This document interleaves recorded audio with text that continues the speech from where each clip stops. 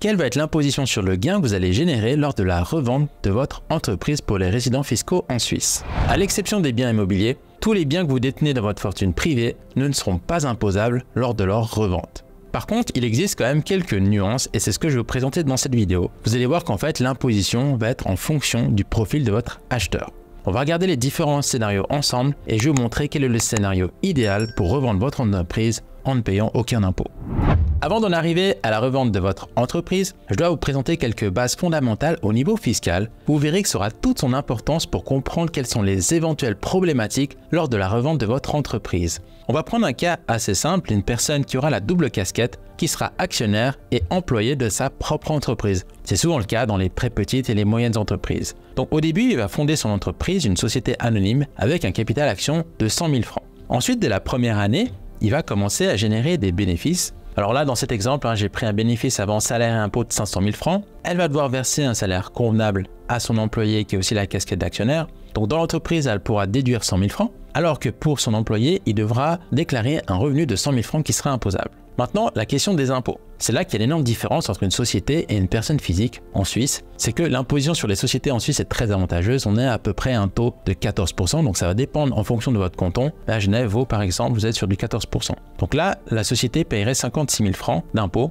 avec un bénéfice net de 344 000 francs. Alors que pour une personne physique qui travaille en Suisse, elle devrait payer un impôt sur le revenu à hauteur de 0 à 45%. C'est un taux marginal d'imposition. Donc pour 100 000, moi j'estime qu'elle devrait être à peu près à un taux d'imposition de 30%. Donc vous voyez que là, juste au niveau de ces taux d'imposition, le taux d'imposition sur les sociétés est beaucoup plus avantageux que les taux d'imposition sur les personnes physiques. Le but du jeu pour les petites et les moyennes entreprises, c'est d'essayer de laisser un maximum de bénéfices dans son entreprise et de s'assurer que l'entreprise puisse les réinvestir dans des projets qui vont générer des bénéfices encore supérieurs. Donc tout ça, si vous faites ça pendant plusieurs années, votre société devra avoir une valorisation qui va augmenter et la stratégie, ce sera d'essayer de la revendre à un nouvel acheteur en générant un gain en capital exonéré d'impôts. Mais pour faire ça, je dois vous rendre attentif à un élément comptable. C'est qu'en fait, vous avez pu voir que ce premier bénéfice de la première année de 344 000 francs, on va partir du principe que ça a augmenté les liquidités de votre entreprise, mais comptablement, on va devoir enregistrer ce qu'on appelle une réserve de bénéfices. C'est ce qui va se comptabiliser dans la partie des capitaux propres de votre entreprise. Les capitaux propres, c'est la différence entre les actifs et les dettes. Donc ici, cette réserve de bénéfices, moi je dis c'est un peu comme une bombe à retardement. C'est-à-dire que si vous la laissez, que vous ne faites rien, il ne va rien se passer. Mais le jour où vous voudrez la sortir de l'entreprise, elle sera imposable et vous devrez payer de l'impôt. Maintenant, vous, en tant qu'actionnaire et employé, vous allez utiliser votre casquette d'actionnaire. Vous aurez le droit de demander à la société de vous verser un dividende jusqu'à hauteur de 344 000 francs. Donc le maximum que vous puissiez prélever, c'est à hauteur des réserves de bénéfices. Mais le problème, c'est qu'en percevant un dividende, ce sera imposable sur votre déclaration fiscale. Ce sera imposable comme revenu supplémentaire. Donc ici, dans l'éventualité d'un dividende de 344 000 francs, vous allez devoir payer un taux d'imposition entre 0 à 32%. En Suisse, pour l'imposition du dividende des personnes physiques, vous aurez le droit à un abattement, donc vous aurez une valeur qui sera imposable à un taux légèrement plus favorable. Donc le taux d'imposition ici, je l'estime entre 0 à 32%, ça va dépendre évidemment de vos autres revenus, de votre statut marital et votre canton de résidence. Je l'ai estimé à 90 000 francs. Donc, vous allez percevoir un dividende net de seulement 254 000 francs. Vous voyez que vous avez perdu presque 100 000 francs en impôts. Donc, c'est pas idéal comme solution et c'est pour ça que beaucoup de personnes, justement, évitent de se payer ce dividende. Ils laissent l'argent dans votre société et ils décident par la suite de revendre l'entreprise en générant un gain en capital non imposable. On a vu que la version du dividende n'est pas forcément avantageuse. On va essayer de la revendre à une personne tierce. Donc ici, je suis parti du principe que la valeur comptable, elle est de 444 000 francs et vous allez mandater une agence qui va s'occuper de faire l'évaluation de votre entreprise et ils sont tombés sur une valeur d'entreprise de 444 000 francs. Alors là, souvent, en pratique, la valeur de marché est souvent supérieure à la valeur comptable. La raison, c'est que la valeur comptable, elle ne va pas prendre en compte tout ce qui est votre base client, le goodwill, votre marque, tout en fait ce qui est des coûts intangibles, en fait, qui n'ont pas pu être valorisés dans l'entreprise. Donc c'est la raison pour laquelle, en principe, la valeur de marché est souvent plus élevée que la valeur comptable. Mais là, vraiment pour faire simple, j'ai pris les mêmes valeurs.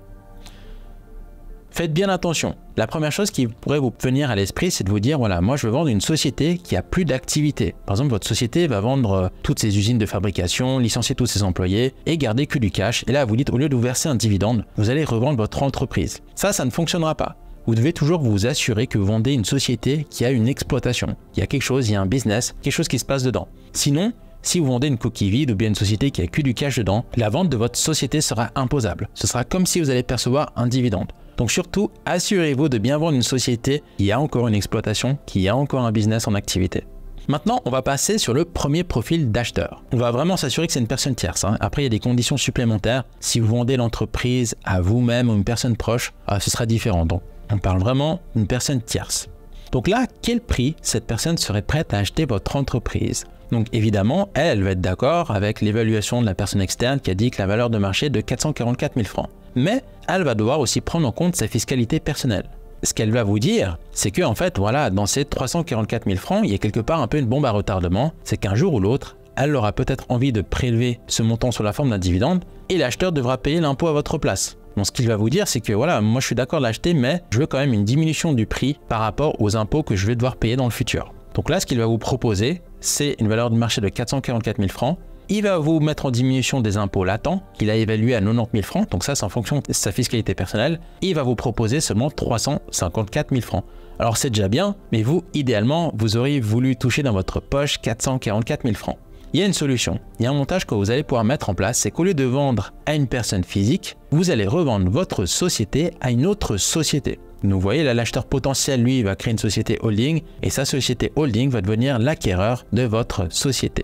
Donc dans ce cas de figure, il y a une imposition qui est différente dans les sociétés. C'est qu'en fait, le jour où cette société-là va verser un dividende de 344 000 à sa société holding, comptablement, on appelle ça un dividende de substance. Donc la société holding va générer un dividende de 344 000 francs, mais elle va pouvoir comptabiliser un amortissement, ce qui va faire que son résultat imposable sera de 0. Donc vous voyez que là, il n'y a plus de question d'impôt. On a réussi grâce à ce montage à défiscaliser cette réserve de bénéfices. Donc lui, maintenant, votre acheteur, il va vous dire que voilà, moi je suis prêt à vous payer 444 000 francs, j'ai aucun impôt à payer maintenant ni dans le futur, donc je vous fais ma proposition à 444 000 francs pour le rachat de votre société. Et ça, c'est la solution idéale, ce qui vous permet de revendre votre société à 444 000 francs et vous allez générer un gain en capital privé non imposable. Par contre, il y a quand même quelques conditions à prendre en compte, sinon ce serait un peu trop facile. C'est ce qu'on appelle une liquidation partielle indirecte. Alors si au moment de la vente, votre société présente des valeurs non nécessaires à l'exploitation, comme par exemple du cash, et que cette société verse un dividende de substance, c'est-à-dire qu'elle va verser ses anciennes réserves de bénéfices de 344 000 francs à la société repreneuse, la société holding, dans un délai de 5 ans, dans ce cas-là, le dividende qui sera versé sera considéré comme un revenu imposable chez le vendeur, donc chez vous. Donc la seule solution pour ça, c'est que vous devez faire bien mentionner dans le contrat de transfert que l'acheteur s'engage à ne pas se verser de dividendes de substance dans les 5 prochaines années. Si il le fait, ce sera l'acheteur qui va supporter toutes les pénalités fiscales.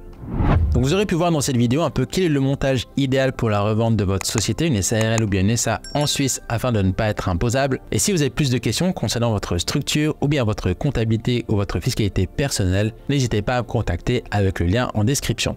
À très bientôt!